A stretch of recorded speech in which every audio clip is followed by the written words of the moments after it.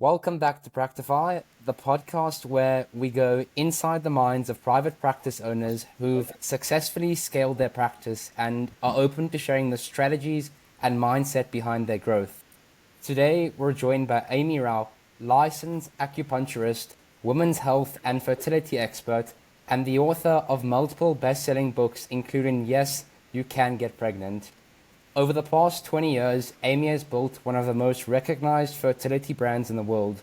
From a private practice in New York to publishing books, launching group programs, and creating her own line of supplements and skincare, she's proof of what's possible when you commit to a clear niche and play the long game.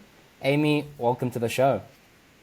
Well, thank you so much for having me. I'm honored to be here, and it's also always so trippy to hear introductions like that because some days I just feel like a regular person still just grinding through. For sure. Well, it's a pleasure to have you on. So, Aimee, today you're obviously recognized as a seasoned expert with over 2 decades of experience. You just make everything look so elegant, right? But I'm sure that when you were just getting started, this probably wasn't always the case. So, Aimee, can you kind of take us back to what those first years of practice really looked like for you? Yeah, I mean, they were hard. It was definitely, the hustle game, I would say. And I think one thing that, if I were to look back, like stands out is I always was thinking, like, what's next and creating opportunities for myself, from I remember early on, my private practice just wasn't busy. And I had seen, this was back even before social media, right? Like a paper ad in the New York Times, this hypnotherapist. And she had this Madison Avenue practice in New York City. So I knew she was pulling in like a wealthier clientele. And I actually just I put together a folder, and not even an email, right? I didn't email her. I showed up at her office and I pitched her on the idea that acupuncture would help with the effectiveness of her hypnotherapy. And, I dressed the part. I knew people in the area, anyway, I got myself a gig in her practice. She was like, let's do it. Let's see. I'll do a 50-50 split with you. That was actually the first time too I saw value. She was charging, even back then, close to 20 years ago, I think she was charging $175 a session for my acupuncture, and I was getting half of that. But soon I was seeing 40 patients a week in her clinic, and that actually was what was paying my rent, not my private practice. So I think I always just was doing things like this where I just was thinking kind of one step ahead, um, and how to give myself the most growth and exposure. And I was also confident. I had no problem walking into an office where I knew no one and just kind of said, "Here, I have an idea for you. You want to try it?" What would you say originally drew you into like this very specific niche, like acupuncture and women's health specifically? Like, how did you even end up there? Yeah. So I always planned to be a medical doctor. That was kind of my plan from, I would say in high school. I was very clear that I loved biology, I loved science, I loved helping people, and so I went to undergrad for biology and chemistry. I didn't get into medical school the first time I applied, which was a huge kick to my ego for many years, but I now see it as one of the greatest gifts of my life. And so then I went on to graduate school, and I just kept churning, and that was always my personality. Like, you can't tell me no. It's just kind of always been a thing. I'm sure it was a challenge for my parents, but it's just always been my way of I push and I push and I push, and I'm creative and I'm tenacious as all hell. And so, but long story short, I was in grad school, retaking my MCAT, about to re-enroll into medical school, kind of had a shoe in at this point. And I don't know, life happened, I suppose. And the mentor that I had at the medical school I was about to enroll in, I was on his research team. he kind of talked me out of it a little bit. He was like, "What do you know? What do you, when you get out, you're just going to prescribe?" He's like, "You have so much passion and compassion, you know." And he introduced me to Chinese medicine. And then there was another guy, another research scientist on the floor at the university I was at, that was actually an herbalist from China, and he taught herbology at the acupuncture school down the street. But he was also a PhD pharmo, I forget, neurologist. Yeah, I forget his actual title. But anyway, I was introduced to Chinese medicine and acupuncture school, and it really resonated with me in a way that nothing else had. And so I turned corners and I said, I'm going to go to acupuncture school. I'm going to get my degree in Chinese medicine. And I never wanted to actually have a specific practice. I always wanted to have a general practice. I wasn't really into the idea of having a niche. And then when I got out, I just, you know, back then too, the main demographic of people going to, you know, to seek out acupuncture and Chinese medicine were women.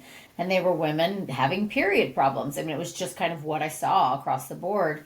And then those women became women that wanted to have babies. And I think my strong Western background and scientific background, it was a real like hit for me, because I could actually see this positive end result. I could see labs changing. Obviously you could see a positive pregnancy test. And so that became, you know, I guess I got hooked on that, if you will. I really enjoyed seeing the changes. I enjoyed obviously bringing life through. It was really, really fascinating to me. But it probably all started when I started writing books, that then I really niched down. And again, that wasn't very intentional. That was my practice in New York City. I had, you know, all sorts of clients, but I tended to have a lot of women that worked in magazines. It was just this interesting time, and who was coming to me. And I had asked one of them, I said, I want to become one of those, like, you know, contributing experts to, you know, like Self magazine. How do I do that? And she said, you write a book. And I said, oh, I thought you became the expert and then you wrote the book. And she said, no, you become the expert by writing the book. And that just like blew my mind. And also, I think to that point, I was so naive about book writing and, you know, media and exposure and sales and all of this, that I just said, okay, I'll write a book. And I had another girl in my practice who worked in publishing. I asked her to barter. I said, will you barter acupuncture and help me write a book proposal?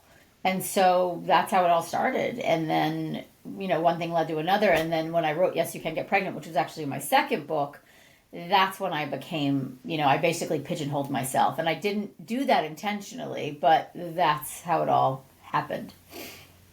And the rest is history. Here we are. I just revised that book. It was a 10-year anniversary of Yes, You Can Get Pregnant. I just handed it in the revisions 2 months ago, or a month and a half ago. So I just want to rewind things, but like just to paint the picture. So you currently, like at this point in your journey, you're now working for someone else. Like you're going 50-50 of the money that you're bringing in. You're getting paid 50% of that. It's someone else's practice entirely, but you're like at full capacity. Like I think you said you were seeing like 40 patients a week roughly, right? In just her practice. And then I was still building my own private practice. So what eventually happened, I worked at Schuyler Madison was the name of the hypnotherapy. It was like 51st and Madison. I think I was there for 2 years. And I left because my private practice during those 2 years actually got busy enough to sustain me. And I handed Schuyler Madison practice over to who is still now my office mate in New York City, and a dear friend. We went to graduate school together for Chinese medicine. I let her take it over because she had just moved from California and she was in the same boat. She needed income. She needed a stream. So I said, you take over, Schuyler, because I'm now busy enough in my own private practice.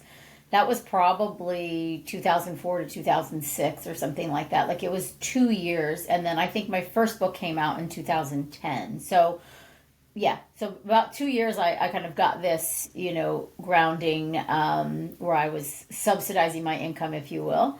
And then I had 2 practices at that point. I had one in Rockland County in Nyack, New York, and one in New York City. And I was living in New York City. And anyone who knows, it's not a cheap place to live. So I was, you know, but I was determined to not go back to waiting tables, right? I was a waitress all through undergrad and graduate school. And I actually loved it. I was a waitress for 11 years. I made good money. I made great friends. I learned how to cook from some of the top chefs. Like, it was a really cool experience. I worked at really great restaurants. But when I landed in New York, I kind of committed to myself that I was, and not that there's anything wrong with waiting tables, but for me, I was like, I want to really give this my go. Because I knew, had I wound up at a good restaurant in the city, I would have been making really good money, and it would have been the thing that, it would have been hard to walk away from. So I said, no, you're going to really try to make this your thing. And I did it. Some months my parents had to help me pay rent or office rent or whatever it was, but I made it work. I was lucky to have supportive parents. At that point I was in my 30s too. I finished graduate school. I was 29, so I was in school from the age of 5 until the age of 29. I always tell my son that. And by the time I graduated, I had like almost 3 graduate level degrees. But and then I created that one hypnotherapy practice for myself, and then slowly built my private practice. I was lucky to have been from the East Coast, so a lot of my friends from college were living in the city, and I was getting referrals just by word of mouth and being social, and people who had back pain or headaches, and I was just kind of always out socializing and building my practice in that way too. So when you actually did make that shift from Skylar's practice and take things into your own hands with your own practice, is there anything that stood out to you that potentially looking back now you would have done differently? I probably would have been better at saving money. I was happy to leave to transition out of Skylar. So for me, that was like, I almost stayed longer than I wanted to. Do you know what I mean? So I think I actually handled myself really well in that transition, like knowing that I needed it for a period of time longer than I wanted to be there. I don't know what I would have done differently. I never joined any of like the networking groups. It just kind of wasn't my vibe. I did advertise a little bit in my Nyack location and like local papers. None of that built anything. So I think maybe if I would have sit myself down at that age, I would have said just, and people had given me this advice and I really tried to listen to it, of just like, do what my dad would always say it too. Like that was like he always said it our whole life growing up, do what you love and the money will follow. Don't do it for the money. And so I think though there were times that I doubted that, and so, I don't know, if I were to give my younger self advice, I would have said, don't spend the money on the advertising. Don't, and I know it works for some people. It never worked for me. Don't join the networking groups. Just talk about what you love, do what you love, and I would do that. If someone had a headache and we were at, out and about, I would just say, come to my practice tomorrow after work, first treatment, half off or on me, like, and I would just hook people. It was just interesting. And then I always just continued to learn, learn more about nutrition, learn more about Western medicine and herbs. Like I always had a mentor. I was always learning and I was always really enmeshed in what I loved. And so I think the passion was what was the driving force. But I suppose the advice I would give is, less doubt and almost like less outward reaching. I almost think that like the advertising and things like that, you're kind of grappling. I had the opportunity of being on The View, which was a big deal back then, right? That was like a big show, and it was just, again, through one of my clients, but it's before I've written any books, and I get on The View, and I have an acupuncture segment on The View, and I think it's still, you can still find the video on YouTube. Lots and lots and lots of views. I barely remember any of it because I was so nervous, but I remember after that thinking like, oh, my practice is going to blow up. And it did kind of, but it was interesting. The people that it drew in were not my people, if you will. Like it was almost just, it cast a really large net. And many people would be like, well, that's where Aimee got her success. And it was like, not really. To be honest, like I didn't love who it drew in, because it was people who were like seeking me out because now all of a sudden I was on TV, versus really building this kind of, to date, I would say my practices are like family. The people I see, the patients I see, I know I've treated their husbands and their children and their mother and their, sister. It's just this very deeply connected practice. And when I started pulling people in from like advertising or being on TV, it didn't like fit my vibe, I suppose. So I guess that would be the advice of just really stay in your zone and be true to you. Aimee, when people look at you now, they obviously see like this fertility expert who always has a full calendar, looks super busy, has multiple income streams. What would you say it took to actually build that consistency behind the scenes? Like, what went into this? Hustle. ADHD. No, kidding, but not. That's always been me. I need to have 17 pots boiling. It's just, but also it was tenacity. I mean, it was surely was my need to, I have these conversations a lot with friends of mine. From 30 to 39, I was a single New York City woman. I didn't have someone else helping me pay my bills. I was not married. I was not growing a family at that point in time. And so I had to do it all myself. And so I was always being creative. I was always thinking. And not to say that someone who has someone else I had great boyfriends at the time, and good relationships and all of that, and great family dynamics, but it was like very determined. And so I always have been,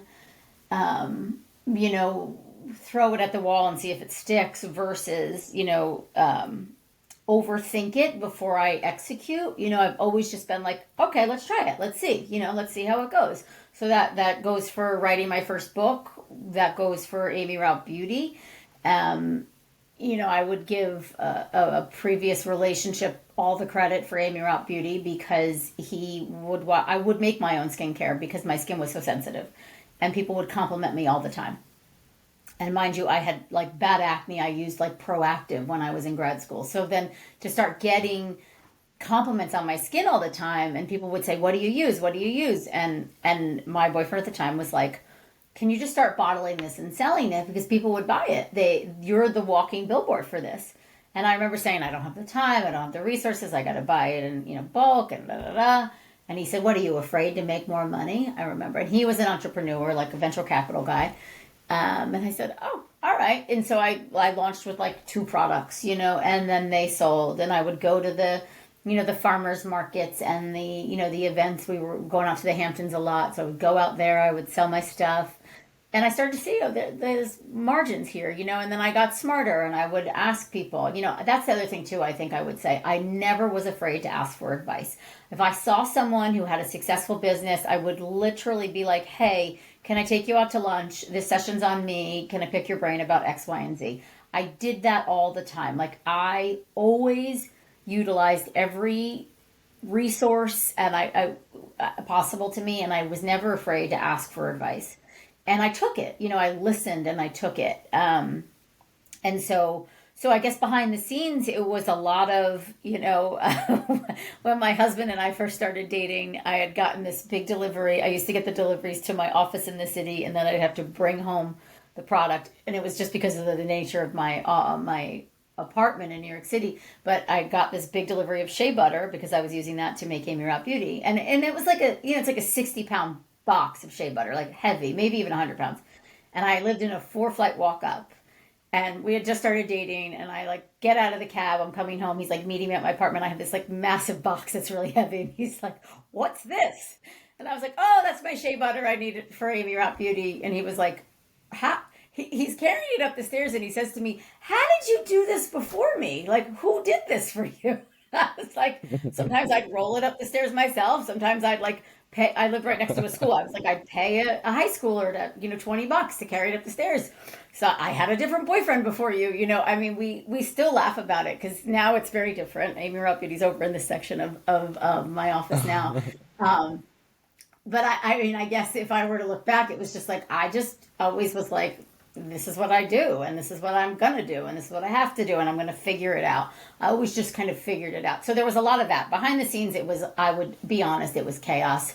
It wasn't like very thoughtful always. I always was kind of like reframing and relearning, and I still do that. I still am always like, okay, what's working, what's not, how do we shift it,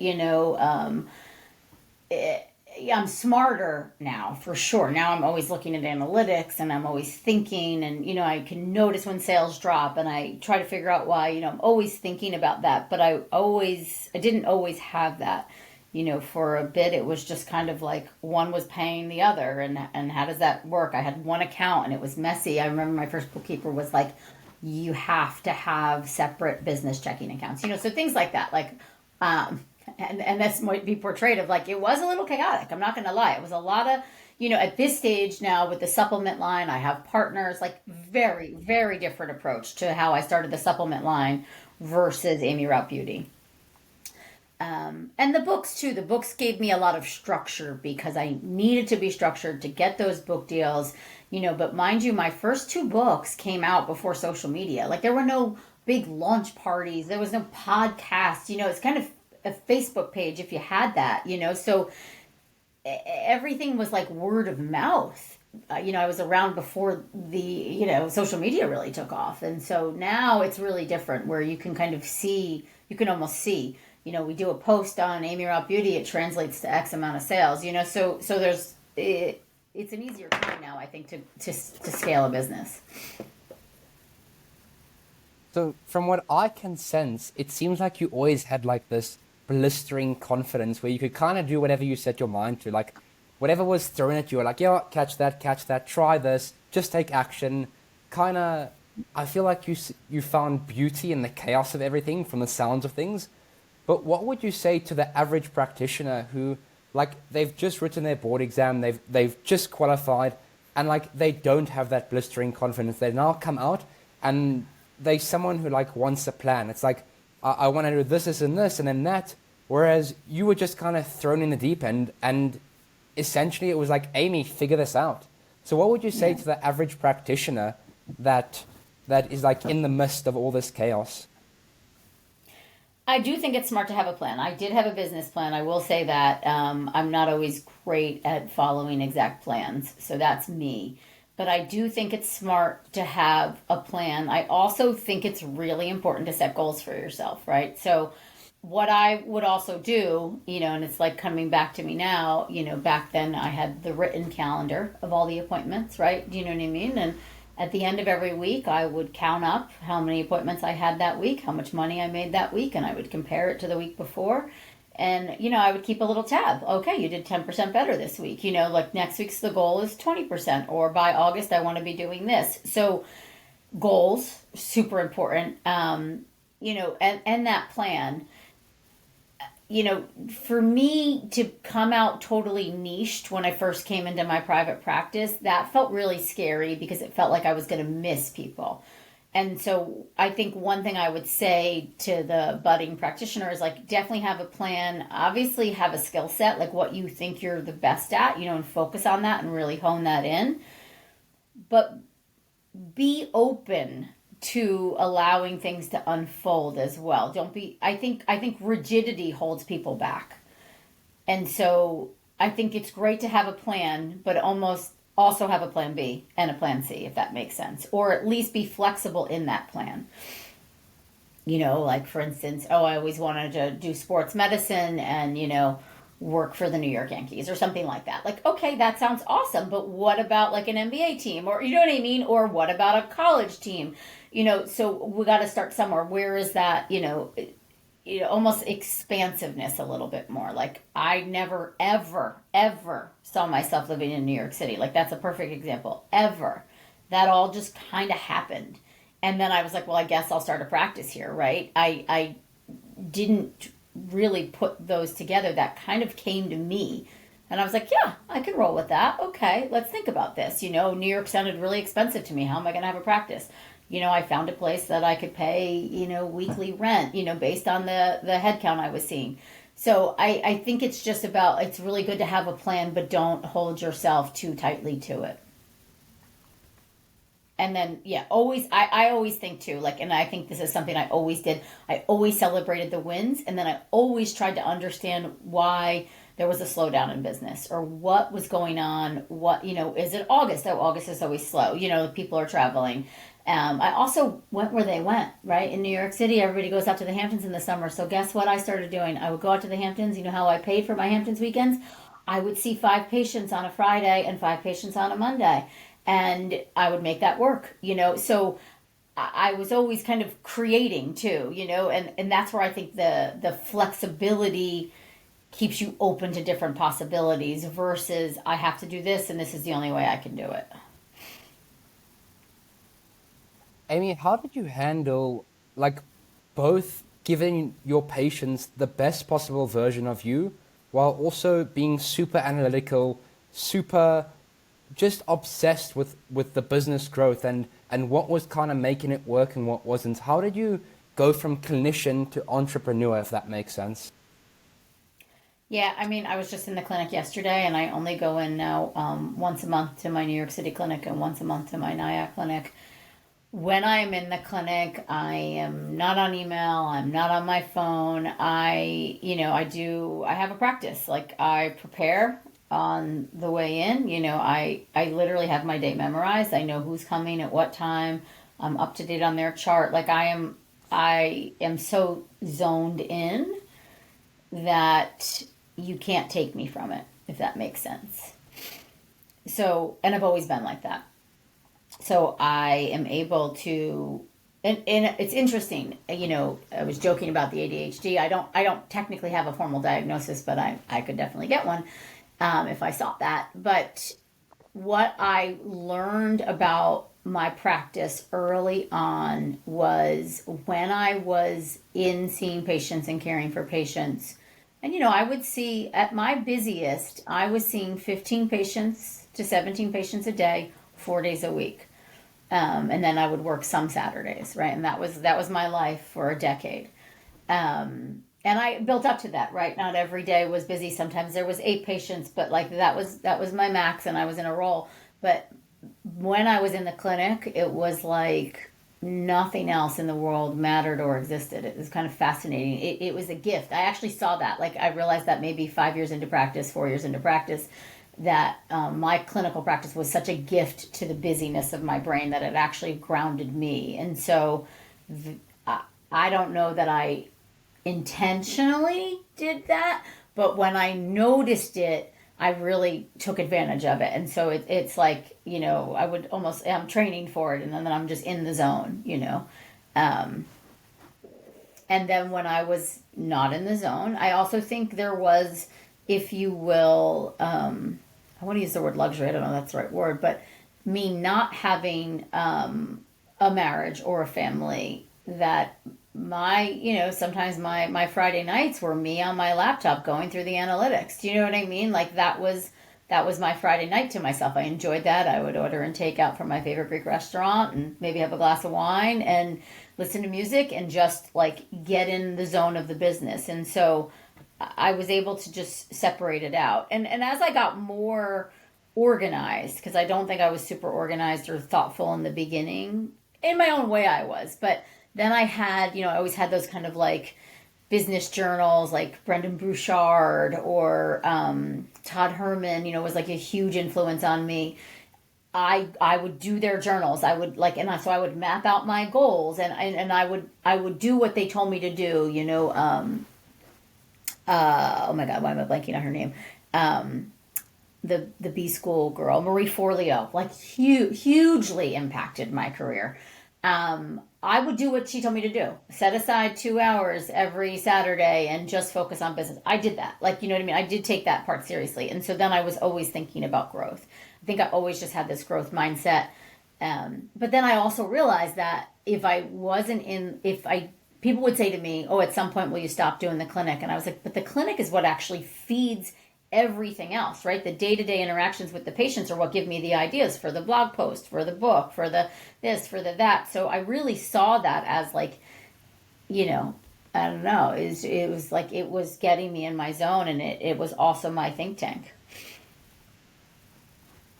For a practitioner listening now who feels stuck in survival mode, like they're just struggling with their practice, what's the single step you'd recommend first focusing on? What is working? And like what you're good at. Really look at all your cases. Why, that was really what happened for me when I wrote Yes, You Can Get Pregnant. People were always like, oh, how are you helping these women get pregnant? Like, what's your formula? What's this? What's that? And I remember realizing like it's not being focused on fertility. Actually, I was focused holistically. I was focused on the whole body, and whether she came to me for anxiety or gastrointestinal issues, and then tried to get pregnant. I remember having this aha. It was like those girls it was easy for, but the women who were coming to me for fertility, I'm getting a little hiccuped here. Like I'm getting caught in something, and what is it? And it was like, oh, I'm not seeing the whole picture. I'm not seeing the macro. And so for me, what that translates to is I realize what I'm good at is actually fitting all the pieces together and being the detective. But in order to do that, I got to look at all the pieces. And so I think when I started to like really, and I would like when I went through those numbers every week, I would think about each patient and I would do case reviews with my patients. I would literally be like, okay, we've been seeing each other for 3 months. I would sit down with them. I would go through my notes.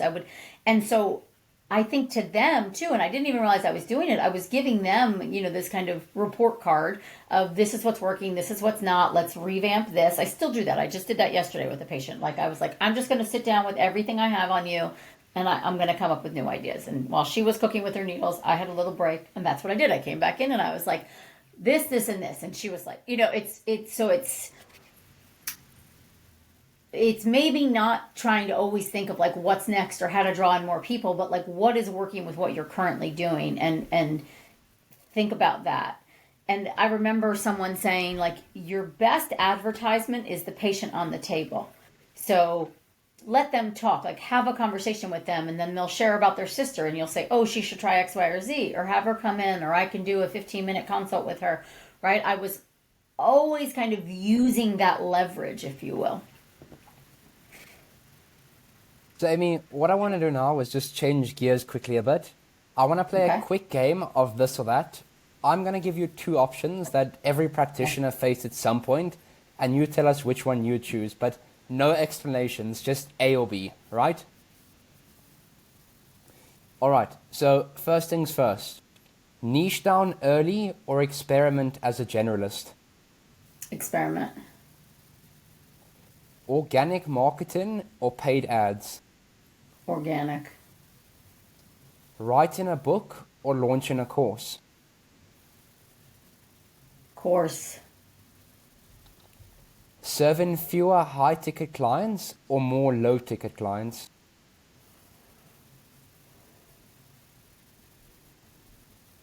That's a tough one. I think in the beginning, low ticket. I don't know. It depends on where you live too, though. I picked my locations for my first practices, and this is also too, like I'm realizing maybe I was thoughtful. I looked at average home prices in different areas, and I picked my locations based on higher home price. So I knew that I was reaching a demographic that could pay for my services. I never accepted insurance. Building authority on social media or through traditional media? Oh, I mean, social media currently is the main driver of my practice, so social media for the win. But pick one. Pick one and be really good at it. Yeah. Group programs or one-to-one sessions? I love the hybrid model, to be honest. I started with groups, though. I guess maybe would be the answer. The first things I ever did were groups. Scaling with products or scaling with team? Meaning hiring more people to scale? Yeah. Is that what you mean? Correct. Yeah, no, I think you bare bones it as long as you can. So product. Spending more on mentorship or learning through trial and error? I love my mentorship. So I think they really help distill it down. So mentorship. And then our final one, consistency in one platform or spreading across many? Consistency on one platform. There we go. That's it. All right, so Aimee, obviously a lot of practitioners feel very capped in the treatment room, right? Like there's so many hours in a day and their income will always be directly tied to those hours, right? So you've obviously quite clearly broken through that ceiling. Can you kind of walk us through how you started expanding beyond one-to-one consults? I know that you said you started with group programs, but with that being said, you probably identified that the one-to-one model just isn't sustainable. Like it's way too traditional. So kind of walk us Yeah. through that process and your thoughts at the time. Well, I always say like my first associate that I took on, right, that I was making money off of while she saw patients that I brought in. I was cornered into that. I wouldn't have ever done that because I was too much of a control freak with my own practice and my own patients and my own referrals. But my dad was sick, and I chose to visit him as often as I could versus like be the person. So when I took Sarah on, who's still with me 20 years later, by the way, I I didn't give myself enough time to think about it because I didn't have an option. So, but then I realized, I remember looking back at the first year of his illness, and I had worked 30% less that year, but I actually still made the same. And that's when it hit me where I was like, wow, now I can use this differently. Now I can actually take time off, still earn because I'm taking a percentage from her. I've also, by the way, always been really generous with my associates. I know a lot of people do, like they keep 60 and the associate gets 40%. I've always done it the opposite. My associates keep the 60, I take the 40. And guess what? I've had two. They are now also fertility coaches on my team. They have been with me close to 2 decades each. And I couldn't do my current business without them because they can literally, we can all finish each other's sentences. So that's like an aside for people looking at building associates in the practice. Treat them well and they will stay. And that's always been a model for me. And in fact, I've gotten in arguments with other friends who are business owners who are doing it really well, but they're constantly having turnover. So that's one thing. But when I noticed how I still grew or at least made the same and I worked less, that was like, oh, okay, so what else could I do on Wednesdays now instead of seeing patients all day and let Sarah have half a day? And that's where things shifted. I really fell in, like I said, like Marie Forleo and like Todd Herman. I fell in during a time when Gabby Bernstein was like doing all these talks in New York City, and she would host. She was a patient of mine. I just kind of fell in with a cool crowd, and meaning like this very expansive thinking, forward thinking. Everybody was building programs at the time, and it was Gabby's idea. I always give her credit that I needed to create a course, and so I'd already written 2 books at that point when I met her, and she was like, "You have to turn this course into a book. I mean, this book into a course." I recorded that in my Brooklyn apartment bathroom with basically a newborn, and it became that year that I launched that course. So she told me to start with groups. So just invite women from your practice who need more support, who are at the time then I became really niched with fertility. Charge them $50 and just host a group and just like kind of learn what they need. Have an agenda, but again, like back to like the business plan, be loose with it, be flexible, see what comes up, and like read the room. And I had 8 women, 1 or 2 I would give the opportunity for free, and I really just learned. They helped me then create an outline, and then I created that course. And the first year I launched that course, I think I made $75,000, and that was significant. That was significant at the time. And now my online business brings in, multiple that, and I work very few days in the practice, but the practice still pays for itself basically from my associates, and I'm constantly generating clients for that. But it's like, I think I realized, this is not sustainable. Now that I have a child, I can't be working, I can't be seeing 60 patients a week. And so, there was like this forced scale back in a sense of that one-on-one time. Because it's true, you can't do anything else. And like, I'm shot today from seeing 16 patients yesterday.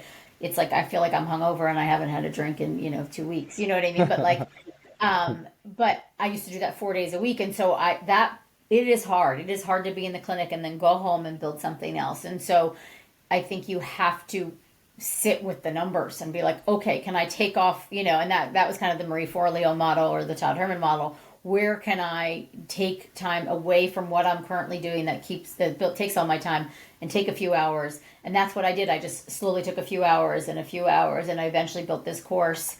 And I learned a ton. I screwed up a ton, and what works, what doesn't, but I was always thinking bigger. And then I think too, what I also did was I made an offering for my current clients, right? So, and I made it really feasible. Like, you get half off this course, or you want to be my beta tester. So in the beginning, I was making no money, but I was trying it out. And so I think there's that too.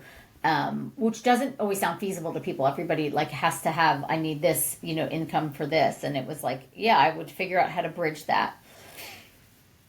And also though, but always going with passion. It was like, all of a sudden I was super niche down, but it really is a passion of mine, to teach women how to take back the power over their health, which is ultimately their fertility as well. So I got really, really honed in on that passion.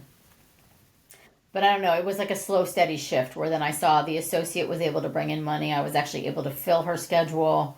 It was cool to see her get to drop her part-time job that she needed to have to pay her rent in New York City, that I could then help her pay her rent. Like, I also would always celebrate those wins. Like, look at how much money I helped her bring in this month. That felt really good. And so I do think there was always this like, flashback. And then, like I said in the beginning, I wasn't afraid to receive advice. I wasn't afraid to ask for advice. I remember not being able to wrap my head around, like, what on earth would people want to buy a course from me from? Like, what do you mean? Like, what do I have to offer? What, that's not already in my book, but thinking like, oh, it's not about reinventing the wheel. It's teaching it in a different way to a different audience in a different format. So I don't even know if I answered your question, but Answered a few, but it's all good.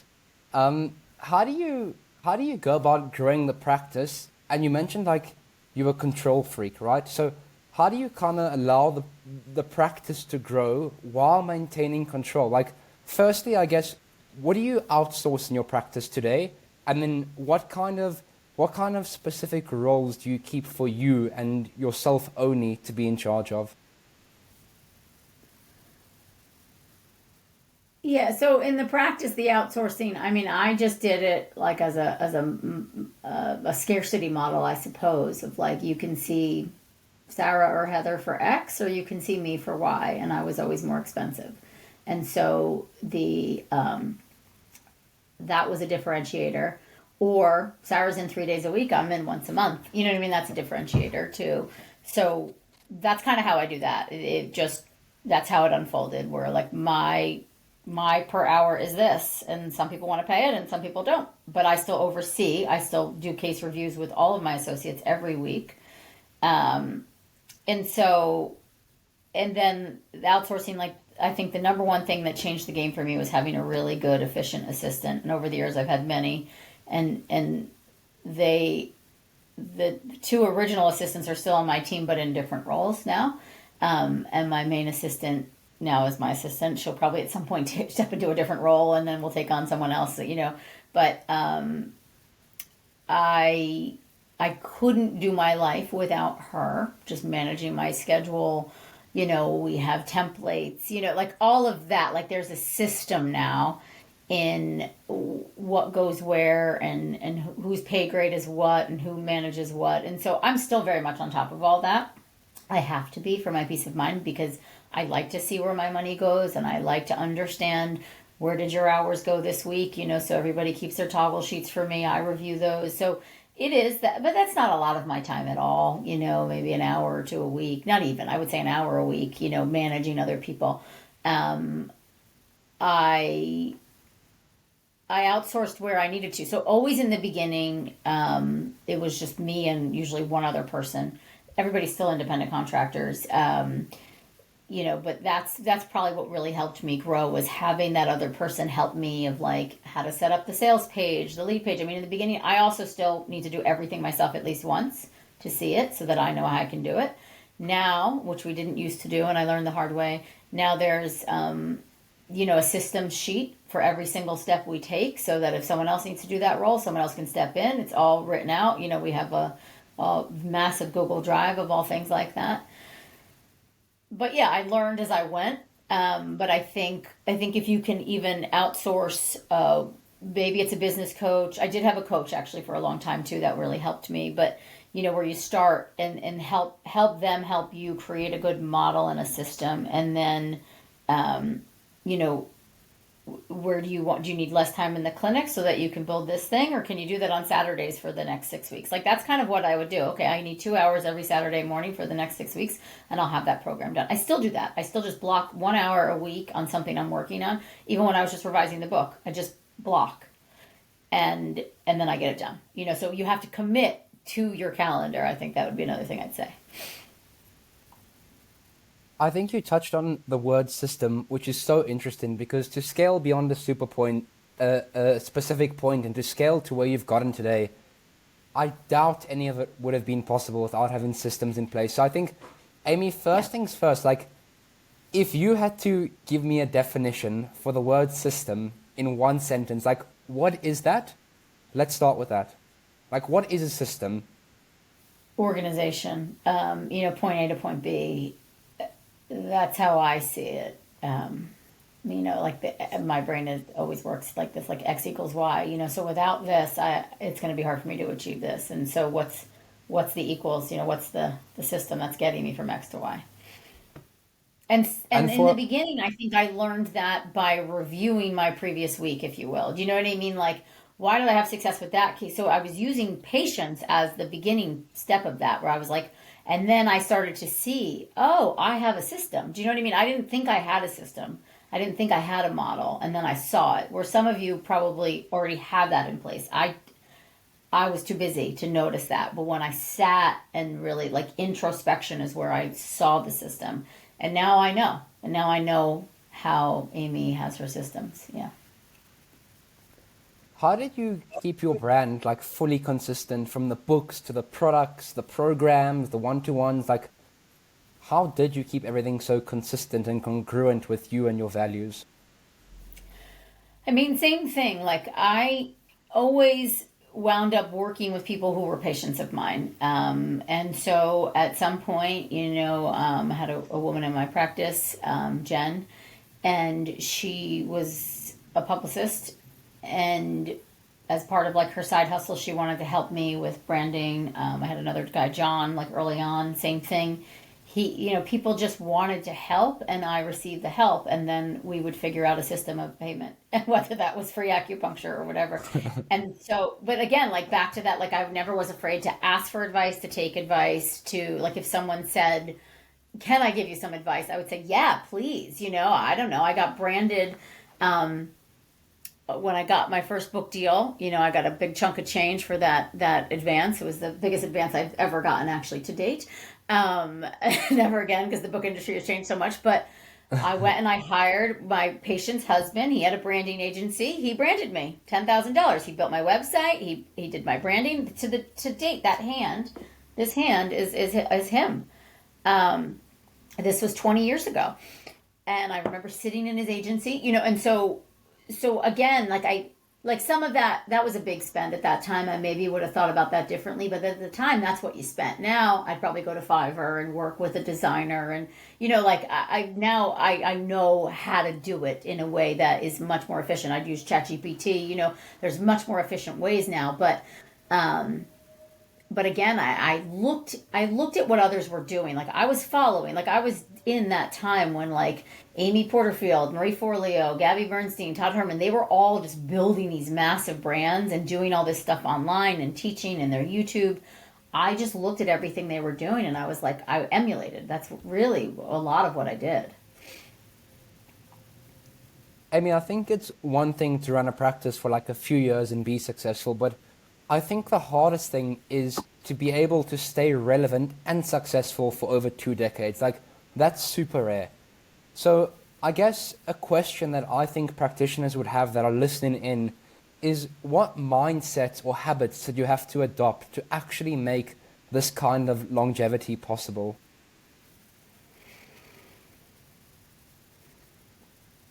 I mean, I listened to a lot of Abraham Hicks and Deepak Chopra. You know, I think I was always in the space of expansion. Just that's always been me. It's always what resonates. Whenever I'm, and still to this day, having a hard time, worried about money, worried about the business. Like, by the way, that like, I think that's an entrepreneur, you know, like chip. It just doesn't go away. That's where I go. I just go back to mindset work where it's like, I'm stuck in a pattern of not seeing what's possible. I'm stuck in,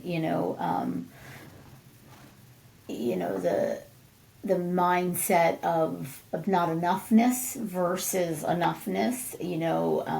Joe Dispenza's work, meditation, journaling, getting outside in nature, like separating. Like I literally like leave my phone, in the office and go out for a walk. Like I just have to like tune back in almost. And always, like what I was saying in the very beginning when I would go through that chart, I always am reflecting what's working, what's not. And what can I learn from that? And how could I do that better?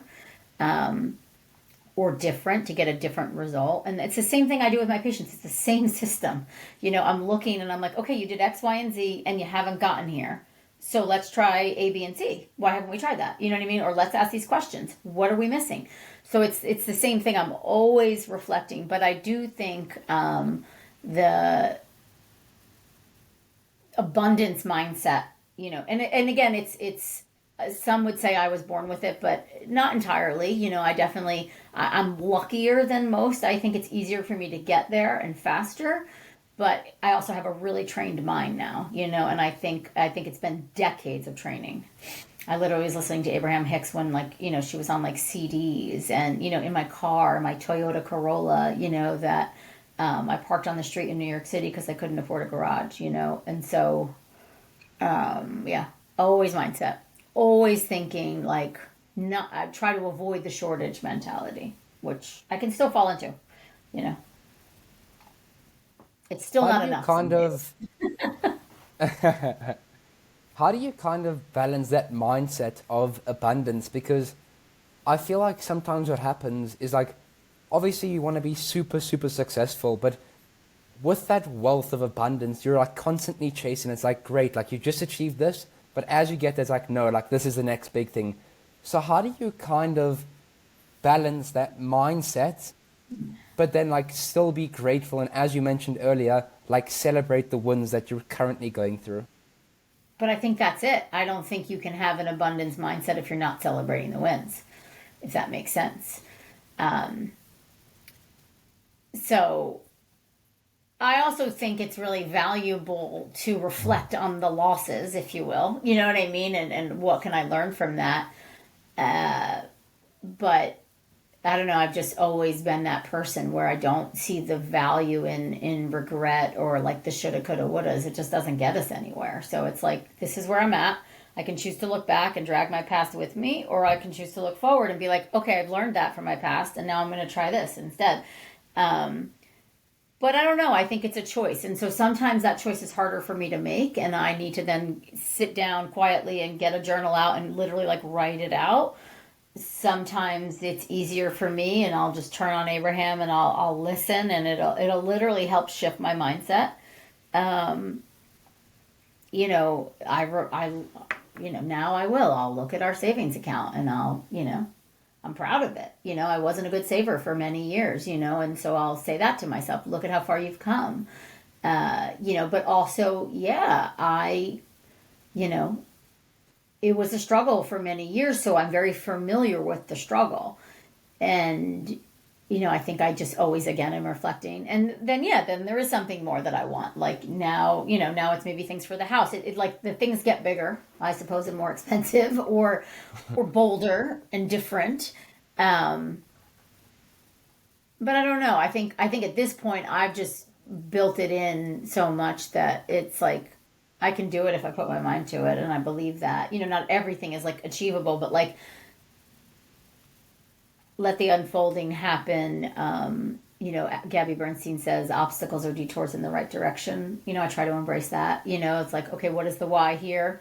What is the lesson I'm trying to be taught? How can I embrace that? What am I missing? How am I not being true to myself? Am I in full alignment? Like that's a big question I ask on a regular. Is this coming from like, here, not here? And we get caught here often. So it's the conscious awareness of that. And it's not easy all the time. And everybody is different, but I have a lot of tools in my toolbox to help shift me. What would you say is the biggest mistake that you've made in your private practice career that you'd warn other practitioners against repeating?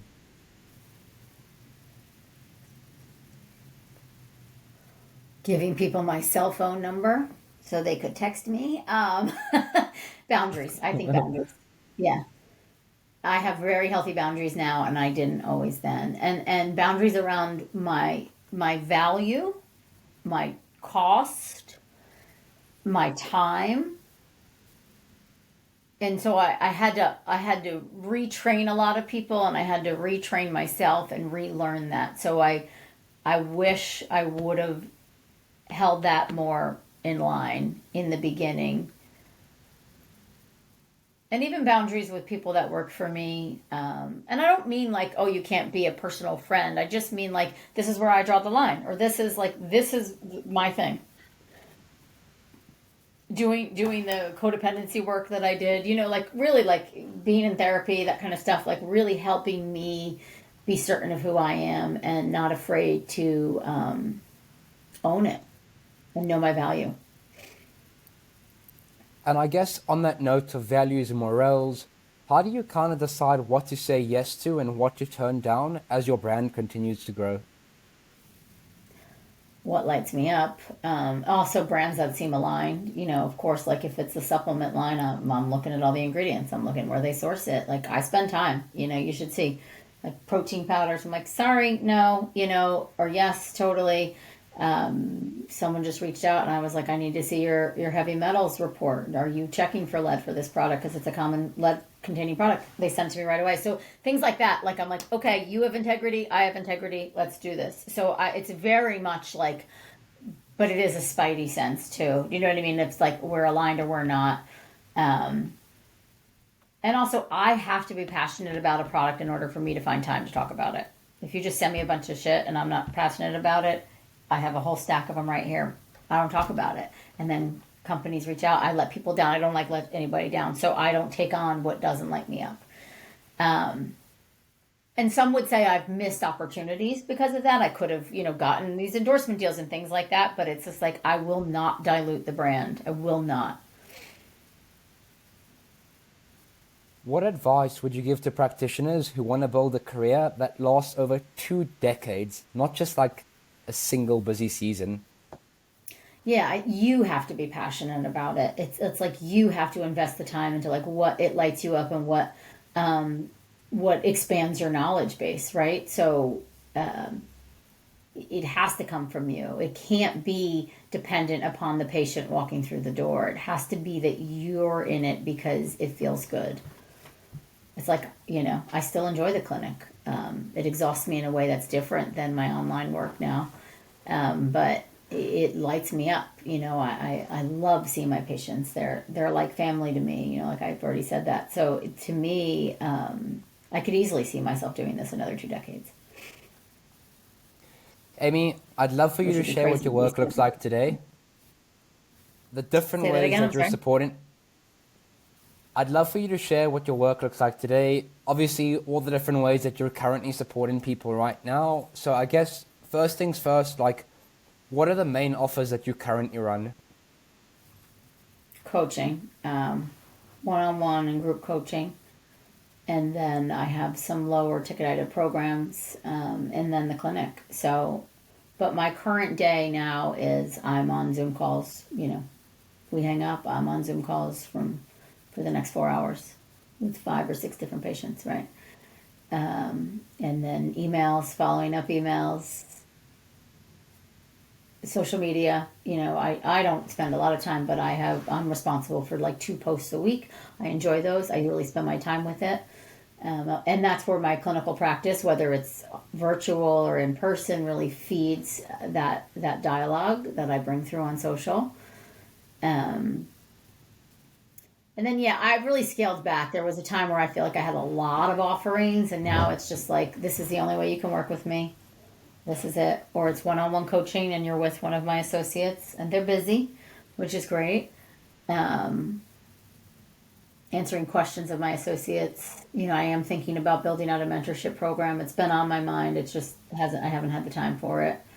But this is timely because it's like making me remember, like, I think this is where I think the longevity of my career will become that, where there's a mentorship program, and I'll, be doing that more than anything else. But yeah, sorry. It's a lot of sitting these days, so I try to spice that up too, where I was on my feet constantly in the clinic. I have a walking desk, that kind of thing. But it's just a lot of holding space and learning and going through labs and, diet and supplements and creating herbal formulas and recommending lifestyle, talking about, I try to go deep with my patients too. Like, there's a real intuitive aspect that I think I only got to as a clinician that was seeing patients day in and day out. So, yeah. Where can people learn more about what you have to offer and connect with you directly? Not in your cell phone number, but elsewhere. I think Instagram is probably my most active channel. My website, aimeeraupp.com, my books, and for all the practitioners out there, if you are interested in learning more with me on that mentorship, level, we are collecting names, and so I'm just kind of sitting with, what does that model look like? How will that look? But again, it'll probably be one of those things that I just launch and create and learn as I go. That's always been my style, versus, done not perfect is a model that I will adopt for creating things, because I don't think you can fully be clear on the creation until you know what the demand is, and you don't know what the demand is until you're like really sitting there with the person and understanding, but yeah, I think Instagram is where I'm most active, so you can always find me there. We have an automated DM response, but I see most of the DMs anyway, just so you know, so you can DM me too. Perfect. Aimee, before we wrap up, I've got one last quick game for you called Complete the Sentence. I'll start a sentence and you finish it with the first thing that comes to mind. Does that sound good? Sure. The best piece of advice I ever received was? Don't give up. One thing I wish I knew earlier in my career is? How brilliant I am. The part of my work that lights me up the most is? Seeing the transformation. And then finally, success to me means?